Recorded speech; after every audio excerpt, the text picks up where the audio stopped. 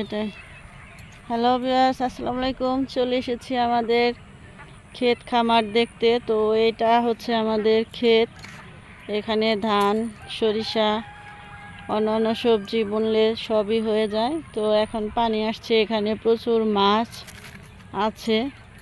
তো মাছগুলো ওই যে দেখেন ছাটা ফেলে রাখছে, মাছ ধরবে ওখান থেকে। পানি সেচ দিয়ে পানি কমিয়ে পানি কি বলে ওটা দিয়ে মোটর বসায়, মোটর বসিয়ে পানিটা কমিয়ে ফেলবে, তারপর প্রচুর মাছ হবে। তো এখান থেকে অনেক মাছ খাওয়া হয়।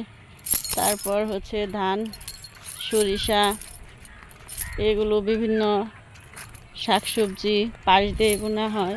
এই যে দেখেন ভিউয়ার্স, লাউ গাছ, ক্ষেতের চারপাশ দিয়ে যে লাউ গাছ লাগিয়েছে, আর লাউ এসেছে প্রচুর। আর প্রথম আজকে গ্রামে বাড়িতে আসার পর হচ্ছে আমরা ক্ষেত দেখতে আসলাম।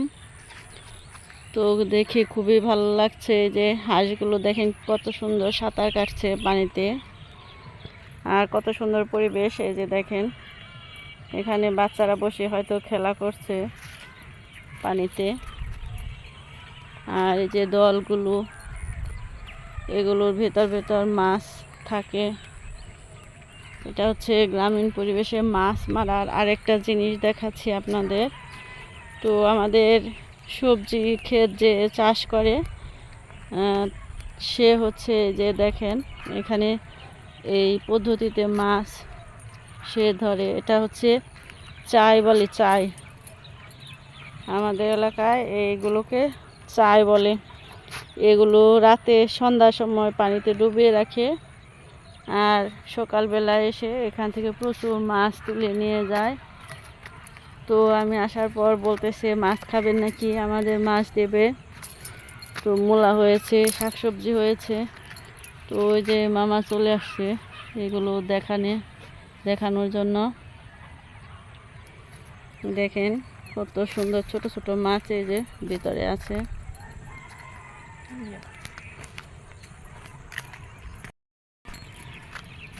এই যে দেখেন ভিউয়ার্স, কত সুন্দর দল ফুল ফুটে আছে। এই যে প্রচুর ফুল ফুটে আছে। এগুলো অন্য অন্য দেশে এগুলো সুন্দর ভাজি করে খায়, বড়া বানিয়ে খায়। আর ওই যে দেখেন ডিঙ্গি নৌকা দিয়ে মাছ মারে। আর হাঁসগুলো দেখেন কত সুন্দর সাঁতার কাটছে। এই যে প্রচুর দল ফুল ফুটে আছে। এগুলো অনেকেই সুন্দর ভাজি করে বড়া বানিয়ে, অনেক মজা হয় এগুলো রান্না করে খেলে। তো এই জমিটা আমার এত এত পছন্দের। এখানে মনে হয় একটা টং ঘর দিয়ে যদি থাকতে পারতাম খুবই খুবই ভালো লাগতো। পুরা একটা সুন্দর প্রাকৃতিক পরিবেশের ভেতর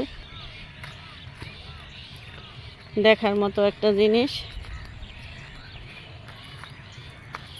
তো ভালো লাগলে আপনাদের ভিডিওটা লাইক দিয়ে দেখবেন, আর আমার চ্যানেলটা সাবস্ক্রাইব করতে ভুলবেন না।